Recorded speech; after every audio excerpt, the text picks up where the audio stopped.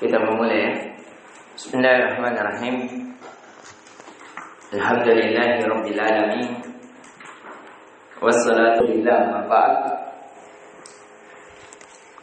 Allahumma nas'aluka ilman nafi'an wa rizqan thayyiban wa amalan mutaqabbalan. Allahumma anfa'na bima 'allamtana wa 'allimna ma yanfa'una wa zidna ilman. Allahumma nas'aluka ilman khairan. Allahumma a'innana ala dzikrika wa syukrika wa husni ibadik. Allahumma na'udzu bika min ilmin la yanfa' wa an nafsin la tashba' wa an qalbin la yakhsha' wa min da'watin la yustajabu lah. Alhamdulillah, dari sekalian, kita kembali memuji dan mengagungkan Allah Subhanahu wa taala yang telah memilih kita di antara golongan yang mempelajari Al-Qur'an dan mengajarkannya. Tentunya ini keutamaan di atas keutamaan kepada kita sekalian.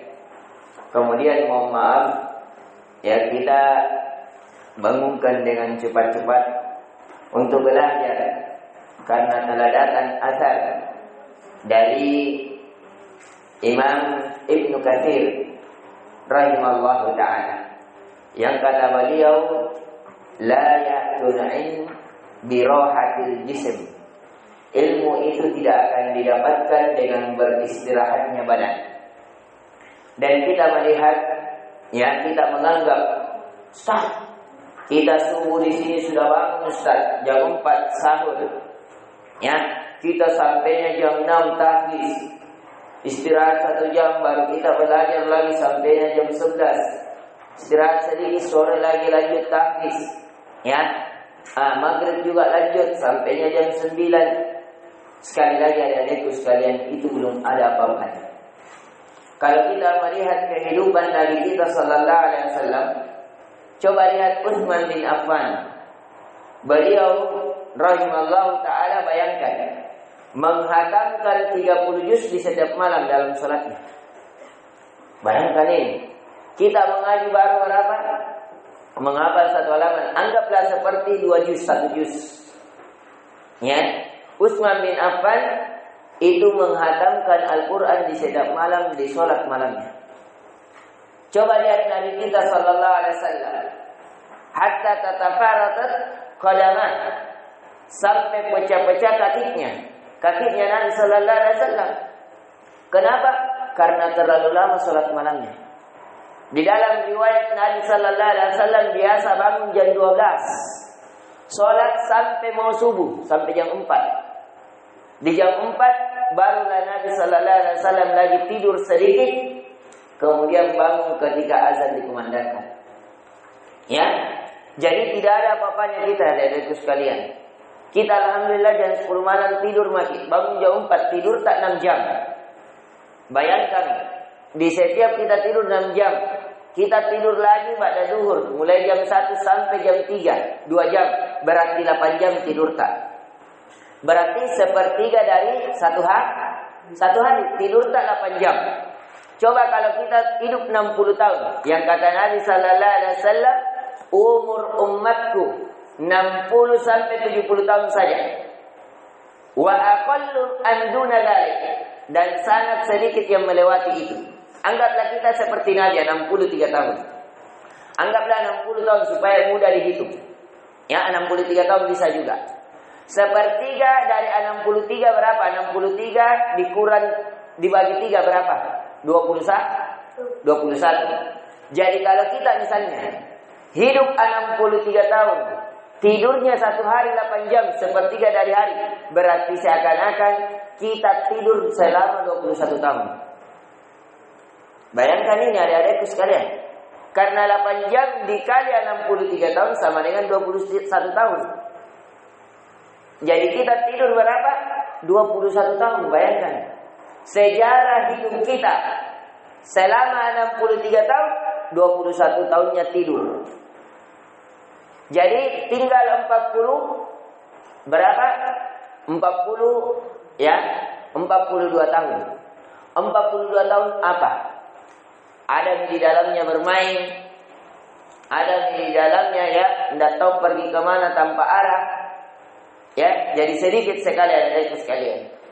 Saya kenapa salah satu sebab prinsip saya tinggalkan semua pekerjaan kalau belajar dan mengajar karena saya sudah terlalu lama tidak di atas ketaatan. Saya menjaga sholat nanti di umur 20 tahun. Ya, kehidupan saya memang saya juga pernah di TPA sampai umur 12 tahun di 2006. Saya lahir 97. Jadi 11 tahun saya wisuda. Alhamdulillah pada saat itu hafal mulai dari An-Nas sampai Ad-Duha. Bahkan kalau tidak salah hampir 1 juz. Akhirnya di wisuda. Sudah wisuda tidak pernah lagi bahkan sholat tinggalkan. Ya, cari uang saja. Pernah jadi penjual sayur, pernah jadi penjual, ya, pernah menjadi pengantar galon, penjual gas dan selainnya. Ya, penjual gas masuk lagi di mal-mal buah-buahan. Sampai ke saya kehidupan. Paling parahnya pernah jual kembang api. Saya 7 tahun jual kembang api. Bayangkan. Sampai ke Toraja, bawa berapa mobil sampai 1 M omsetnya. Nah, ini adik-adikku sekalian, apa? Kehidupan saya di atas maksiat saja. Dosa-dosa. Nanti di umur 20 tahun lebih baru saya ya dapat hidayah lagi. Diajar sama om yang pernah tinggal di pesantren. Tapi karena dia nakal di pesantren, cewek-cewek, akhirnya dia keluar dari pesantren. Ini bahayanya juga fitnah wanita. Ya, yang ini saya punya om juara azan, juara pidato. Tapi karena dia ada pacarnya, akhirnya baku lari sama pacarnya. Nauzubillah. Tapi ada jiwa pesantrennya sedikit. Sebab itu dia yang ajarkan ke saya. Akhirnya saya di situ belajar sholat 2 tahun tinggal di situ. Diajar sholat, diajar perbedaan pendapat, ya, bagaimana bacaan ruku. Setelah itu, akhirnya karena saya melihat om ini tidak pantas jadi guru disebabkan masih melakukan beberapa hal maksiat, masih merokok, masih isbal. Akhirnya saya dapat hidayah lain, alhamdulillah. Ya, tapi kita doakan guru ini semoga Allah juga kasih hidayah dan senantiasa di atas petunjuk yang mengamalkan ilmunya. Tapi saya punya guru ini luar biasa cara berpikirnya. Ya, cuman karena pengaruh lingkungan, pengaruh hawa nafsu, sehingga beliau dalam keadaan demikian. Seandainya tidak, beliau bisa jadi menjadi pengukir sejarah. Karena cara berpikirnya tajam, cara berpikirnya hebat. Tidak ada guru yang semisal dengan beliau yang saya lihat. Ya, kecuali yang betul-betul belajar agama, ada 2 guru yang lebih dari beliau yang saya lihat, khususnya dalam bidang tafsir. Mulai dari situ saya berpikir, saya ini sudah 20 tahun maksiat. Saya tidurku juga anggaplah 60 tahun hidupku. Berarti tidurku juga 20 tahun, 8 jam juga anggaplah. Jadi saya sudah 40 tahun hanya dalam keadaan tidak berguna dan tidur. Jadi sisa umurku harus saya manfaatkan untuk ketaatan. Mulai dari situ saya berprinsip bahwa saya maunya belajar mengajar Al-Quran saja. Dan berhubungan dengan itu, akhirnya saya masuk di sekolah bahasa Arab. Sekolah bahasa Arab, setelah itu saya masuk lagi dalam bidang kehukuman, warisan. Ya, sampai sekarang ini 7 tahun di pesantren. Dan alhamdulillah saya tinggal di pesantren kurang lebih 4 tahun, tidak pernah keluar pondok. Ya, saya keluar pondok nanti hari raya itu pun karena disuruh pulang. Seandainya ada teman di pondok saya juga tidak pulang. Ya, ini adik-adikku sekalian. Saya lebih suka di pondok daripada ya di rumah. Ya, sama dengan di sini. Ya, kita lebih senang di pondok. Saya tanya istri, selalu aja tinggal di pondok saya. Ya, tapi karena ada juga urusan-urusan yang harus dikerjakan di luar pondok, sehingga kita di luar pondok. Ya, jadi adik-adikku sekalian, ini ya sebagai penyemangat. Kalau kita melihat kehidupan kita 60 tahun cuma tidur, 20 tahunnya tidur, 20 tahunnya kebanyakan bermain, maka kehidupan kita hanya 20 tahun. Sekarang menjadi pertanyaan, apakah 20 tahun itu dengan penuh ketaatan bisa menjadi penggugur dosa-dosa kita atau tidak? Apakah amalan kebaikan kita lebih banyak, lebih berat daripada amalan keburukan kita? Ya, apakah dengan 20 tahun itu kita bisa mengukir sejarah, walaupun kita sudah mati, tapi nama kita masih harum di muka bumi atau tidak. Maka dari itu dilihat ya, seperti karya-karya Imam Syafi'i, ya, karya Imam Syafi'i Allahu Akbar, ya, banyak sekali, tidak terhitung lembarannya. Ya, dari karya juga, misalnya Imam Ibnu Katsir dalam tafsir, beliau memiliki lebih dari 100 buku. Ya, baru tafsir saja sudah 30 juz. Dia pernah hatamkan. 30 juz itu setara ini 30 juz itu kalau dalam buku-buku tafsir, satu Al-Qur'an itu 1 juz. Itu Ibnu Katsir. Ya, yang kalau kita membaca, saya membaca Ibnu Katsir sampai juz 27 saja sudah 7 tahun. Saya baca. Padahal dibaca itu tak 60 lembar, 50 lembar, 30 lembar paling sedikit. Nah, 7 tahun dibaca. Belum tamat. Ya, ini banyak sekali berkah kehidupan mereka. Jadi adik-adikku sekalian, saya ingin menggugah kehidupan kalian bahwasanya kita harus mulai berpikir kehidupan kita banyak apa? Lebih banyak kebaikannya atau keburukannya? Lebih banyak bekerjanya atau istirahatnya? Lebih banyak manfaatnya atau mudaratnya? Itu harus selalu kita pikirkan sehingga kita bisa menjadi orang-orang yang diukir oleh sejarah dengan ukiran tinta emas dalam kehidupan kita. Hidup ini hanya sekali adik-adikku sekalian. Ya, tidak ada orang yang hidup 2 kali. Ya, maka dari itu lakukan yang terbaik. Ya, tinggalkan yang terbaik, insyaallah taala. Biar badan kita sudah di dalam tanah, tapi nama-nama kita masih berada di permukaan tanah, yaitu di bumi Allah Subhanahu wa taala. Di pertemuan kemarin, adik-adikku sekalian, kita telah mempelajari tafsir surah apa? Surah Al-Falaq. Nah, sekarang saya mau tanya, Al-Falaq, apa arti Al-Falaq?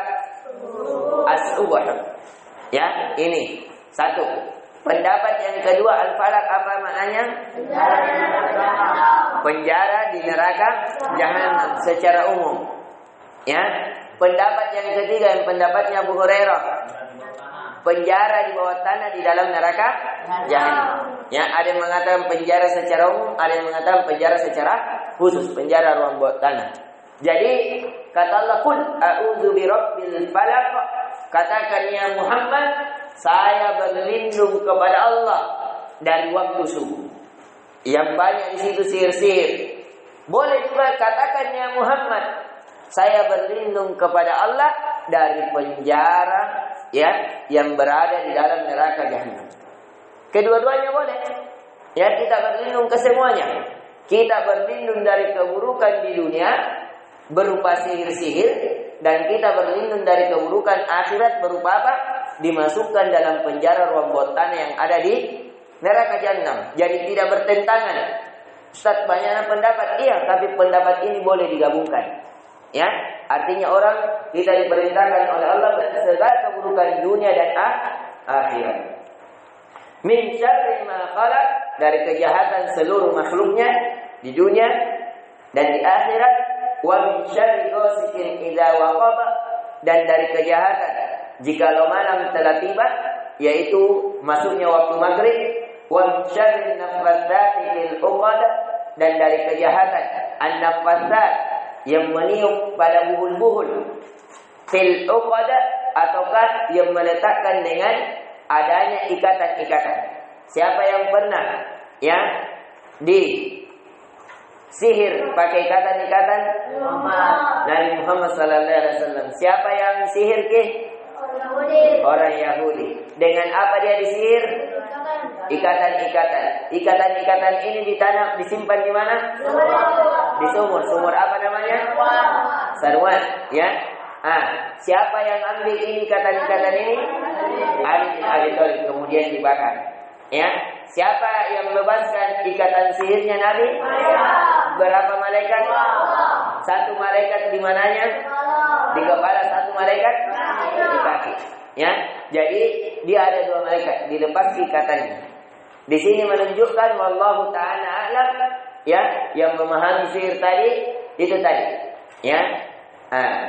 Jadi kita sudah tahu wa min syarri hasidin idza hasad. Dan dari keburukan orang-orang yang hasad jikalau ia hasad. Hasad kemarin apa artinya? Menginginkan terangkatnya kenikmatan dari orang lain dan berpindah kepada dirinya. Nah, sekarang kita diperhatikan, ditulis di bukunya Tafsir Al-Suratul Ikhlas. Suratul Ikhlas. Tafsir surat Al-Ikhlas. Kalau orang tua kita mengatakan Qul wallah, ya, tapi yang benar ini Suratul Ikhlas. Sekarang surat juga kita sudah jelaskan. Apa makna surat? Sesuatu yang terkumpul dari beberapa ayat. Kemudian Al-Ikhlas. Ikhlas ditulis. Makna ikhlas adalah satu. Ikhlas adalah, ya, ikhlas adalah memurnikan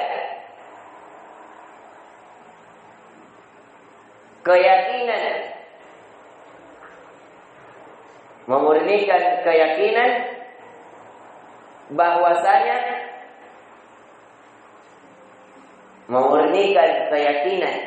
jadi khalas itu artinya selesai atau murni atau sudah, artinya memurnikan keyakinan bahwasanya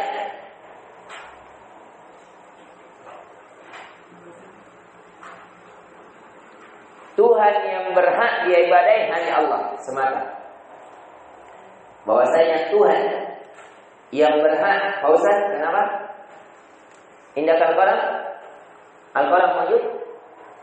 Limana la tataharrak? Ayah. Bahwasanya apa tadi? Bahwasanya Tuhan yang berhak diibadahi hanya Allah Subhanahu wa taala semata. Itu namanya ikhlas. Dalam kurung ikhlas dalam ibadah. Dalam kurung ikhlas dalam ibadah. Dalam kurung ikhlas dalam ibadah. Kemudian di bawahnya ikhlas dalam ibadah. Ibadah dan keyakinan. Ditulis ikhlas dalam ibadah dan keyakinan, balas suruh. Di bawah tanda penting dalam kurung, di bawahnya tanda penting dulu, tanda garis, karena beda maknanya. Artinya dua. Dalam kurung ikhlas dalam ucapan dan perbuatan. Ikhlas dalam dalam kurung ikhlas dalam ucapan dan perbuatan, balas kurung titik dua. Ikhlas dalam ucapan dan perbuatan, balas kurung titik dua. Artinya ini makna. Kenapa dalam kurung? Menunjukkan ada sesuatu yang penting. Ya, itu tanda-tanda. Kalau dalam bahasa Indonesia, ikhlas dalam ucapan dan perbuatan, balas kurung titik dua. Adalah di bawahnya adalah maknanya ini adalah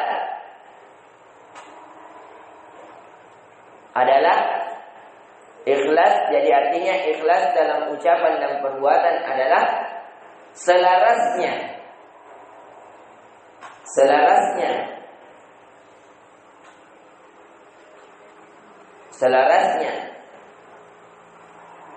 ucapan seorang hamba. Ayah. Untuk di mana? Ditulis, dilangkai dulu yang tertinggal, nanti dilengkapi. Caranya kalau ada tertinggal, dilangkai. Artinya temannya berapa ini kejar. Atau menyemuki adalah jadi saya sambung. Ya. Saya ulang. Ya. Ikhlas dalam ucapan dan perbuatan balas kurung titik 2 adalah selarasnya ucapan seorang hamba dengan perbuatannya. Jadi di sini kita bisa memahami bahwa ikhlas dikatakan ikhlas, makna ikhlas ya terbagi menjadi 2. Ikhlas pada keyakinan, ya, keyakinan yaitu mengesahkan Allah, dan ikhlas pada ucapan dan perbuatan. Adapun ikhlas pada keyakinan adalah tidak beribadah kecuali hanya kepada Allah. Tidak meyakini ada pencipta kecuali hanya Allah. Ada pengatur, ada pemilik, ada penguasa kecuali Allah. Itu namanya ikhlas dalam keyakinan. Yang kedua, ikhlas pada ucapan dan perbuatan, yaitu selarasnya perbuatan seorang hamba dengan amalannya. Jadi kalau dia berucap A, tindakannya A. Kalau dia bilang ucapannya ini haram, maka tindakannya menahan. Itu namanya orang yang ikhlas. Dan ikhlas ini faedahnya banyak sekali, adik-adik sekalian. Coba lihat Nabi Yusuf.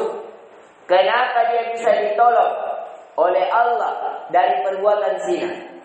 Kenapa bisa Nabi Yusuf ditolong dan dibunuh dari saudara-saudaranya? Kenapa Nabi Yusuf bisa ditolong dari kezaliman orang-orang ketika dia di penjara? Karena kata Allah Azza wa Jalla, wa innahu min ibadina al-mukhlasin. Karena Nabi Yusuf itu di antara hamba-hamba kami yang termasuk orang-orang yang ikhlas. Ya, jadi seseorang terhindar dari segala keburukan akan mendapatkan segala kebaikan. Coba lihat Nabi Yusuf. Kedudukan apa lagi yang tidak didapatkan oleh Nabi Yusuf? Ketampanan, dia paling tampan. Kekayaan, pada saat itu dia menjadi bendahara Mesir.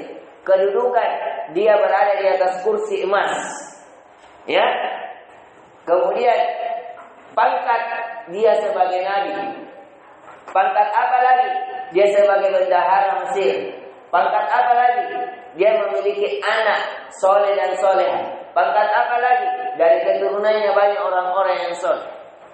Coba lihat, apa sebabnya dia dimuliakan oleh Allah? Disebabkan dia termasuk orang yang ikhlas. Ya, maka dari itu Allah katakan tentang niat. Itu kan niat tentang ikhlas. Ya, faman kanat hijratu ilallahi wa rasulih. Barang siapa yang berhijrahnya ikhlas karena Allah dan Rasul, fa hijratu ilallahi wa rasulih. Maka hijrahnya kepada Allah dan Rasulnya. Ini hadis dikatakan juga hadisul ikhlas. Ya, hadisu innamal a'malu binniyat. Ini hadis ikhlas juga ini. Ya. Jadi di sini ada sekalian, di antara faedah-faedah keikhlasan intinya seseorang jika ikhlas dia akan terhindar dari segala keburukan dan akan mendapatkan segala yang diharapkan, bahkan lebih dari apa yang dia inginkan. Surat Al-Ikhlas hubungannya artinya kalau kita mengamalkan ya karakteristik dalam surat Al-Ikhlas ini, kita akan menjadi orang yang paling bahagia dunia, alam barzakh, akhirat. Apa isinya? Ini kita akan jelaskan di sini.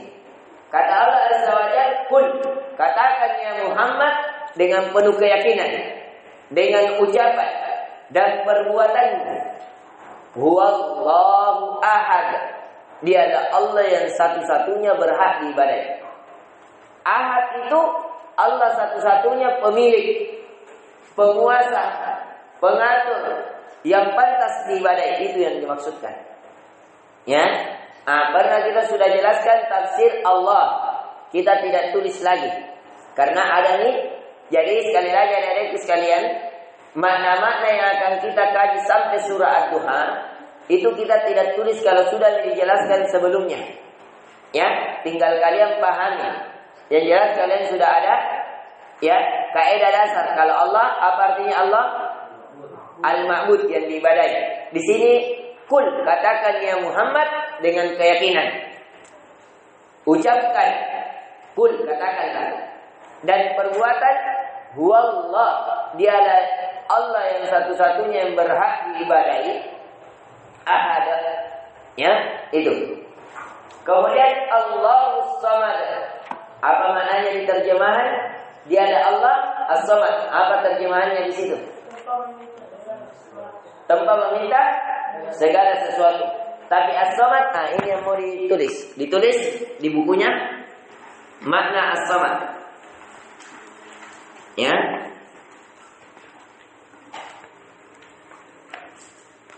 As-Samad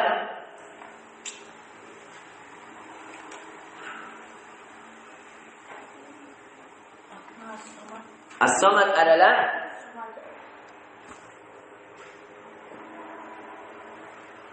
yang tidak membutuhkan makanan dan minuman. Yang tidak membutuhkan makanan dan minuman. Dia adalah Allah satu-satunya ya yang tidak membutuhkan makanan dan minuman.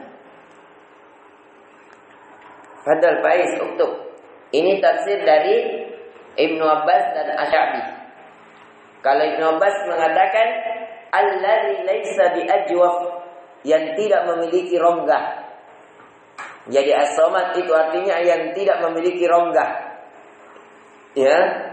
Dianukan oleh Asy-Sya'bi allazi la ya'kulu at-ta'ama wa la yashrabu asy-syaraba.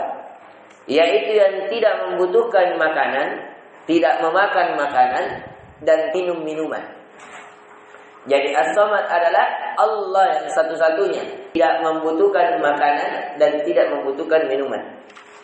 Ya, nah ini. Jadi itu makna dari as-samad. Diperhatikan, as-samad ini maknanya yang satu-satunya, yang tempat meminta, tempat berharap. Ya, dia adalah satu-satunya disandarkan segala sesuatu. Satu-satunya pemilik nama-nama yang indah dan sifat-sifat yang mulia. Ya, ini. Kata Allah Azza wa Jalla, lam yalid wa lam yulad. Dia Allah tidak beranak dan tidak diperanakkan. Ya. Kemudian wa lam yakul lahu kufuwan ahad. Dan tidak ada yang setara dengan dirinya. Nah, di sini sekali lagi ayat ini memberikan faedah kepada kita tentang sifat-sifat Allah. Ya, jadi memberikan faedah tentang sifat-sifat Allah. Kisahnya kenapa turun? Ditulis Asbabun Nuzul Surah Al-Ikhlas. Asbabun Nuzul Surah Al-Ikhlas. Asbabun Nuzul artinya sebab turunnya Al-Ikhlas. Kenapa ayat ini diturunkan? Asbabun Nuzul atau sebab-sebab atau sebab saja. Tulis sebab diturunkannya surah Al-Ikhlas. Sebab diturunkannya surah Al-Ikhlas. Sebab diturunkannya surah Al-Ikhlas. Jadi sebab diturunkannya surat Al-Ikhlas titik 2. Tulis di bawahnya. Pernah suatu hari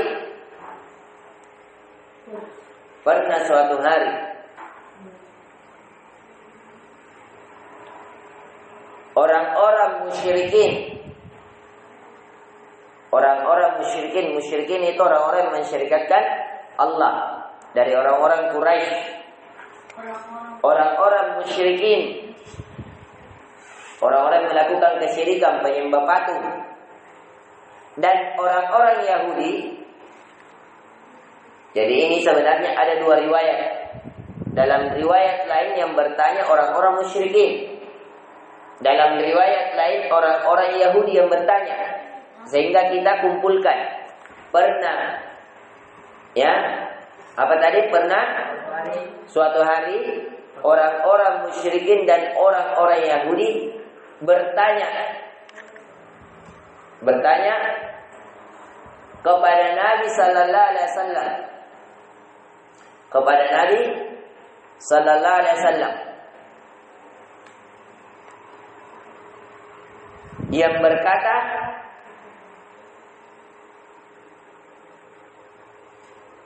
Ya Muhammad. Yang berkata titik dua. Ya. Ya Muhammad.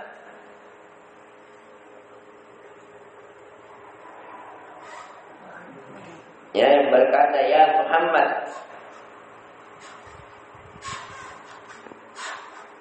Insif lana rabbak. Ya, sifatkanlah kepada kami sifat Tuhan. Jadi dia tanya, Muhammad, itu Allah Tuhanmu bagaimana? Bahkan di riwayat lain lebih lancang. Ya, dia mengatakan, ya, sampai-sampai orang Yahudi mengatakan, faqal hadzallahu khalaqal khalq. Ini Allah yang menciptakan pepohonan. Allah yang menciptakan gunung. Allah yang menciptakan manusia. Kalau begitu, siapa yang menciptakan Allah? Ya, kalau Allah menciptakan segala sesuatu. Kalau begitu, siapa yang menciptakan Allah? Nabi sampai merah mukanya. Ya, marah dengan orang-orang itu. Dan ini ada ya, syaitan itu menyibukkan pikiran seorang hamba sampai begitu. Ya, bahkan pernah juga ada orang Toraja. Saya pernah di awalul Islam bertanya begitu. Ya, Ustaz, itu Allah kan dia yang ciptakan semua segala sesuatu. Kalau begitu siapa yang ciptakan Allah? Ini pertanyaan orang ateis. Jawabannya, kalau ada yang menciptakan Allah berarti dia bukan pencipta. Allah itu menciptakan, tidak dicipta. Allah itu menjadikan orang beranak tapi dia tidak diperanakan. Allah memberi, tidak diberi. Allah yang memberi makan tapi dia tidak butuh makan. Allah yang memberikan segala sesuatu dan dia tidak perlu diberikan segala sesuatu. Itulah Allah. Ya. Makanya kalau dia paham ini, makanya ketika orang Yahudi dan orang musyrikin bertanya kepada Nabi, ya Muhammad, sifatkanlah dari sifat-sifat Tuhanmu kepada kami. Di riwayat lain, Allah yang menciptakan segala sesuatu. Kalau begitu, siapa yang menciptakan Allah? Maka malaikat Jibril turun, membawa wahyu. Apa dia jawabannya? Katakan, Qul huwallahu ahad. Katakan Muhammad kepada mereka, dialah Allah satu-satunya yang berhak diibadai, tidak diibadai oleh selainnya. Allahus Samad, dialah Allah yang dijadikan disandarkan kepadanya. Lam yalid wa lam yulad, dialah Allah yang tidak beranak dan tidak diperanakkan. Wa lam yakul lahu kufuwan ahad, dan tidak ada yang setara dengan dia. Ya, jadi ini kisahnya. Jadi ditulis di bawahnya, ya, keutamaan surah Al-Ikhlas. Jadi itu tadi kisahnya ya. Jadi ada di dalam Al-Quran sebab diturunkannya ayat. Ada juga tidak ada sebabnya. Ya, seperti tadi surah Al-Falaq. Ya, ada kisahnya. Ya, dari yang sudah kita kisahkan. Kalau di surah Al-Ikhlas ini kisahnya. Ya, bahwasanya orang Yahudi dan orang musyrikin meminta kepada Rasulullah agar dikabarkan bagaimana itu Allah. Ini Allah jawab. Keutamaan surah Al-Ikhlas titik 2. Cari dalam. Di anunya setelah ini. Keutamaan surah Al-Ikhlas titik 2 1.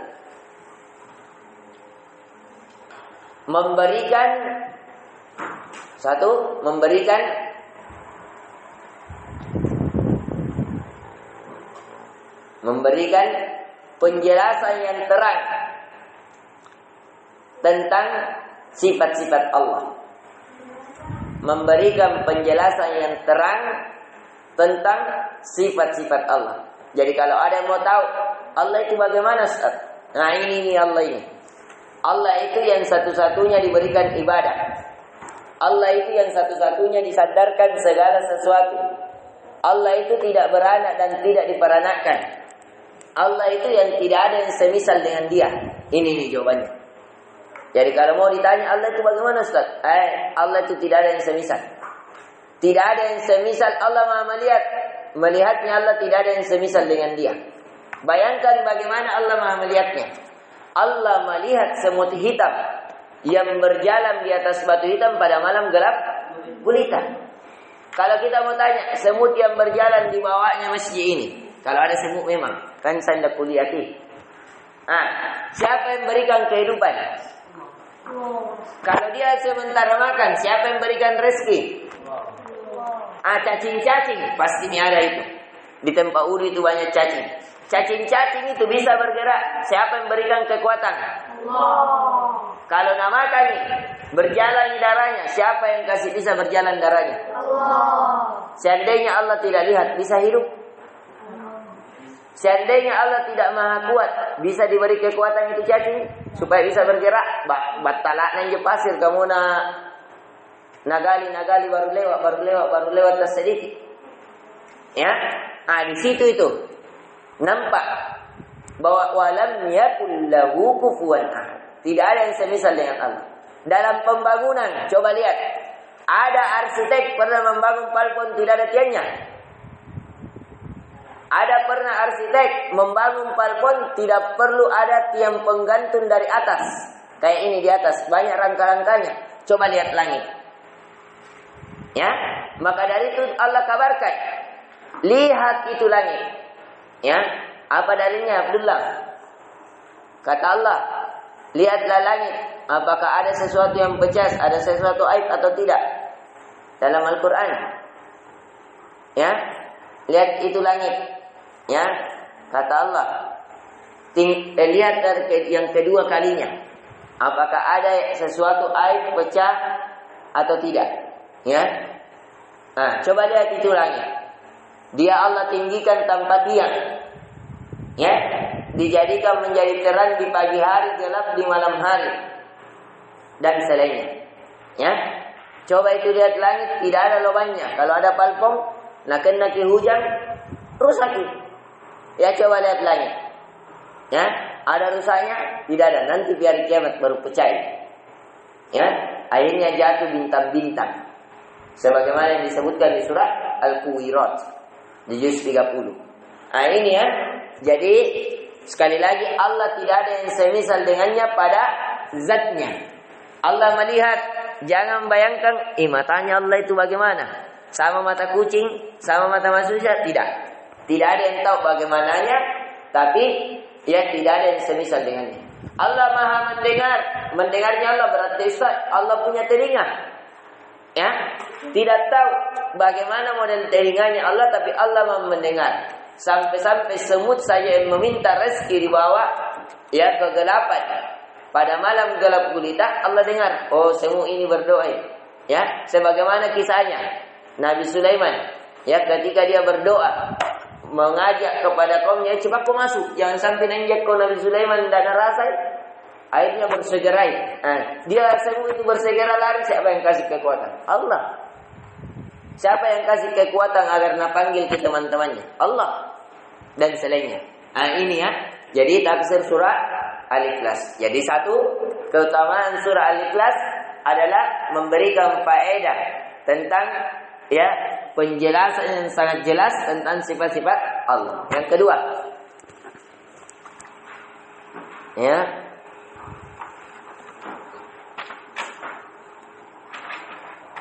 surah Al-Ikhlas. Surah Al-Ikhlas.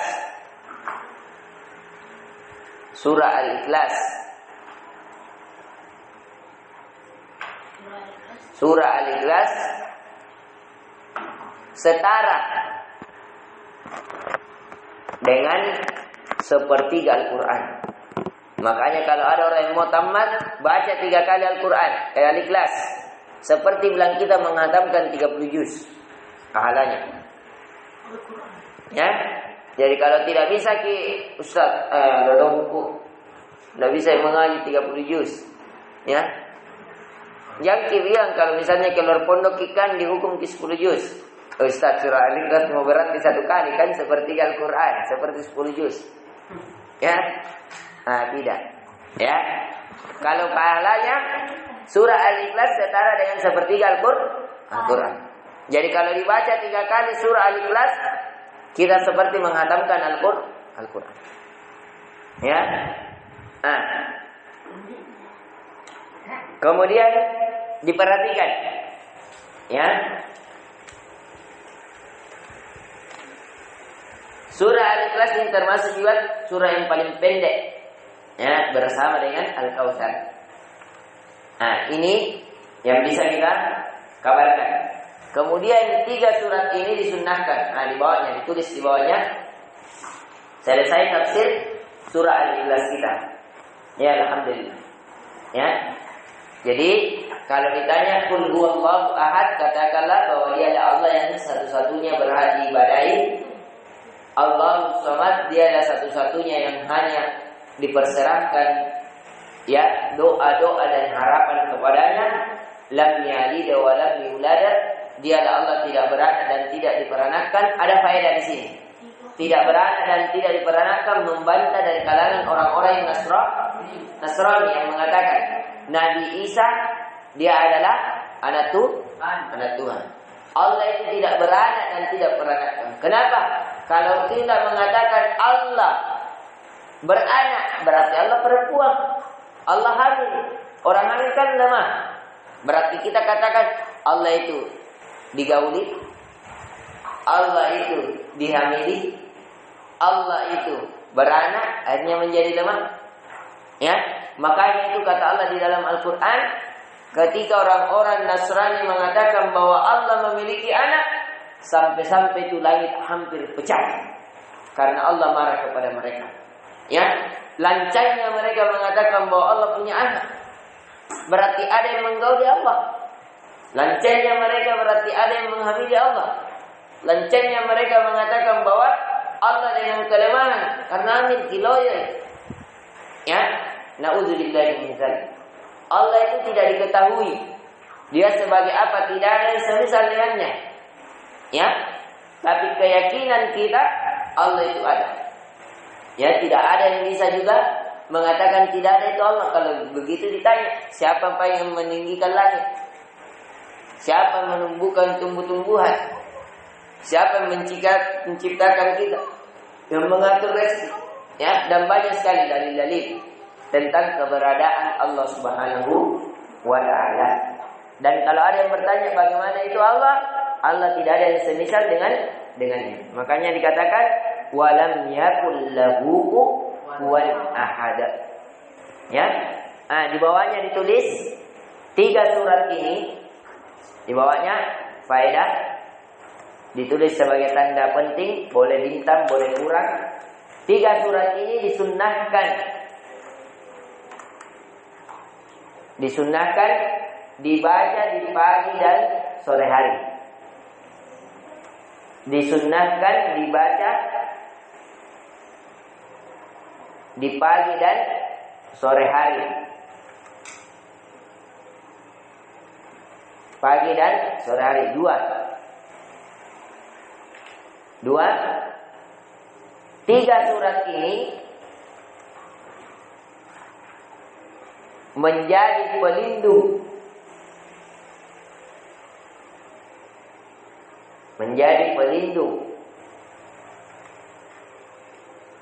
dari kejahatan, menjadi pelindung dari kejahatan,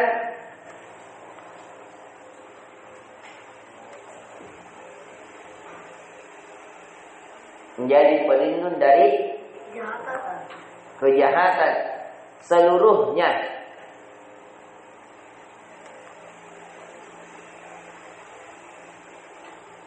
Baik dari kalangan jin maupun manusia. Jadi kalau dibaca 3 surat ini tidak ada yang bisa jahati, baik dari kalangan jin maupun manusia. Kenapa? Karena sudah bagi berlindung. Saya berlindung kepada Allah, Tuhannya manusia, yang mengatur manusia, yang merajai manusia, yang memiliki manusia, yang hanya diibadahi kepadanya dari kepada manusia, dari kejahatan, keburukan, yang syaitan yang senantiasa mewaswasi manusia di dalam dada-dada mereka. Ya, ini. Jadi 2 bahwasanya tadi ya 3 surat ini menjadi sebab pelindung dari kejahatan seluruh makhluk, ya, baik dari kalangan jin maupun manusia. Ya. Tiga.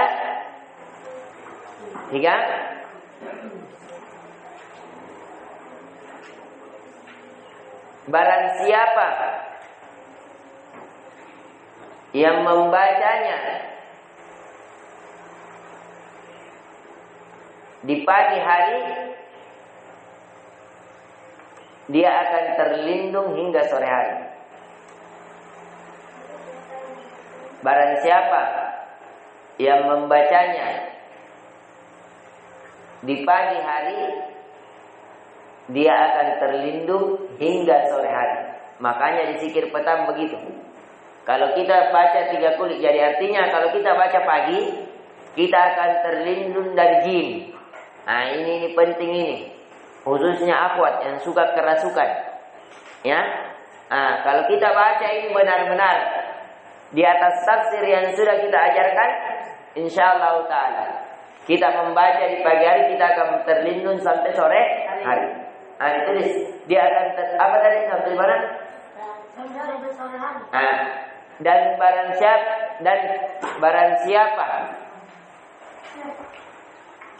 barang siapa yang membacanya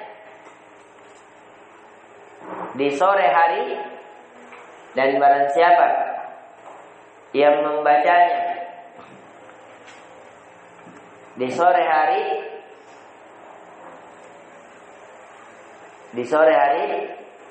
dia akan terlindung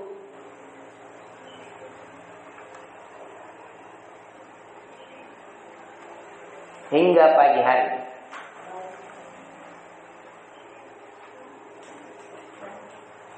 Dengan bacaan